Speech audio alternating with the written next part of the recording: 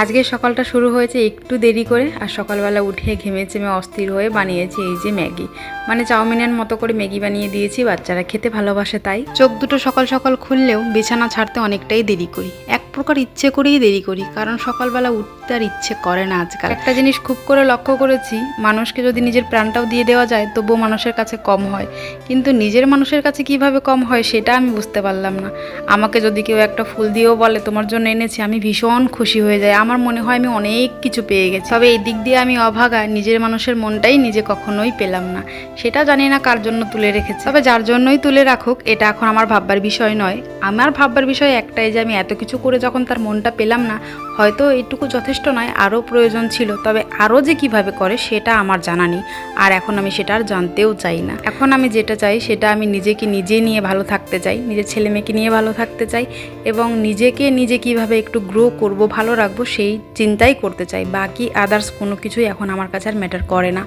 তো যাই হোক, অনেক কিছুই বকে ফেললাম, এর মধ্যে অনেক কাজকর্মও শেষ করে ফেলেছি। সকালবেলা উঠে টিফিনটা খাওয়া হয়ে গেছে, ওই যে বললাম ম্যাগি বানিয়েছিলাম, তার মধ্যে জামাকাপড় ভাঁজ করে নিলাম, একটু ঘর দুয়ারও পরিষ্কার করছিলাম।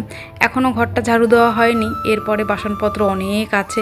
সকাল সকাল খাওয়া দাওয়ার পরে বাসনপত্র আর ধুতে পারি না, বেশিক্ষণ দাঁড়িয়ে থাকতে পারি না, এটা হচ্ছে আমার সমস্যা।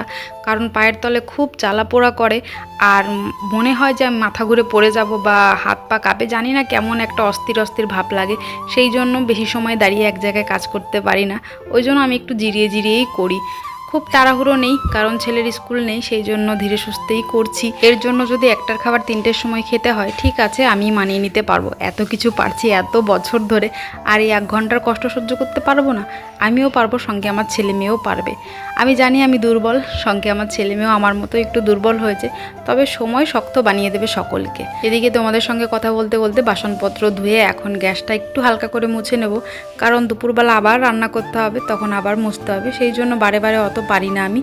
তো এখন অল্প করে মুছে নিই, এবার চলে এসে সবজি কাটতে। এই সবজিটা আগে কাটবো, তারপরে আমি ঘর মুছবো, কারণ সবজি কাটার পরে যে নোংরাটা বেরোয় সেটা একদম আঠালো হয়ে চিপটে থাকে নিচে।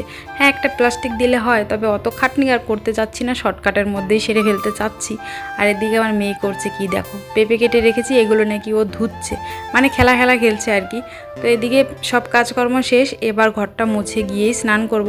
তবে আজকে অনেকগুলো কাজ করেছি, তার মধ্যে পর্দাগুলো একটু ধুয়ে দিয়েছি। এখন রাত্রের প্রায় ওই 8টা মতো বাজে, এখন পর্দাগুলো সেট করব, তারপরে রাত্রে খাওয়া দাওয়া করে শুয়ে পড়বো আর কি। তো চলো আজকের মতো ভিডিওটা এখানেই শেষ করি।